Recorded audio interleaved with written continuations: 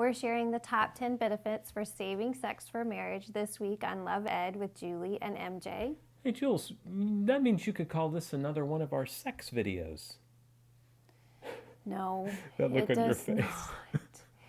Last week we shared reasons number 10 and number 9. This week we pick up right where we left off with the top 10 benefits of saving sex for marriage. And Julie, number 8 would be... In case you need fingers to help you count. To keep sex from clouding your judgment. Now, I know right off the bat, you're like, what? Because in Hollywood, sex leads the judgment. It makes it clear who you're supposed to be with. And believe it or not, they actually start indoctrinating us into this mentality with the Disney princess movies. What? Well, not that they're having sex in Disney princess movies, Not yet. but they're not really gauging one another's character and all that stuff. They just need to see if they can share true loves. Kiss. And for crying out loud, by the time you're middle school, high school, you're kind of over true love's kiss. And did that a couple times with that one girl in the playground. And so then you're off to true love's makeout session. By the time you're in college, it's true love's hookup session.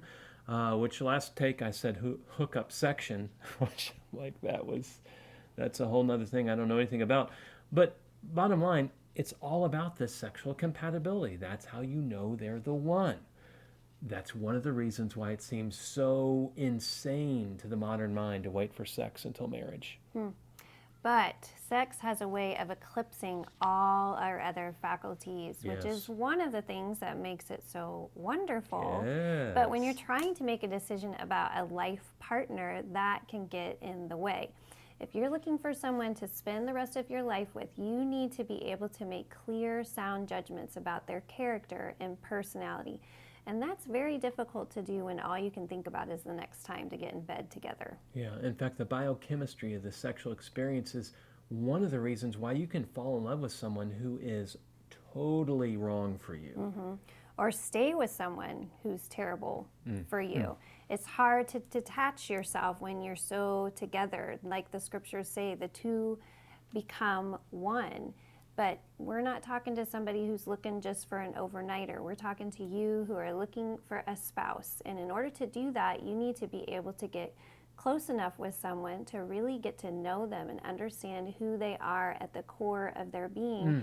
And yet, if that relationship isn't the right one for a lifetime to live together, then you need to be able to separate and bring that to an end with the least amount of damage to each other. And that's hard to do emotionally, much less physically when you're in a physical relationship like that. You know, and just like someone who's under the influence of alcohol can believe, oh, I'm good to drive, and everybody else around him is like, not really, dude. No, you're not. The couple engaged in sexual intercourse can believe that their relationship is amazing when everybody around them can clearly see, no, it's not, and can be like, no.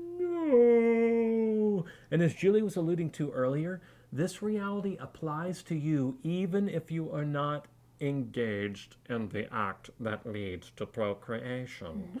Sexual touch is not something to mess around with. Yes, pun intended. And remember, sexual intercourse is not some specific act. Sex is a conversation. Right, and you actually talk about that in depth in a blog series that you did. Yeah, in fact, one specific post in that series is called Sex is a Conversation. The series as a whole we affectionately refer to as the Sexual Intercourse.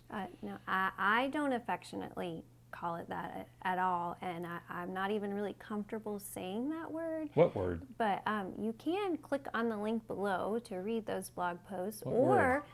Mike, who likes to say that word, could come to your college or young adult group and share that. In fact, wait a second. What if they wanted to bring us both in and we could share the top 10 benefits of saving sex for marriage? Since you don't like saying sexual intercourse but are okay with saying sex. That would be fun. It would be a party! And the party continues next week as we present number 7 of the top 10 benefits of saving sex for marriage. On Love Ed with Julie and MJ.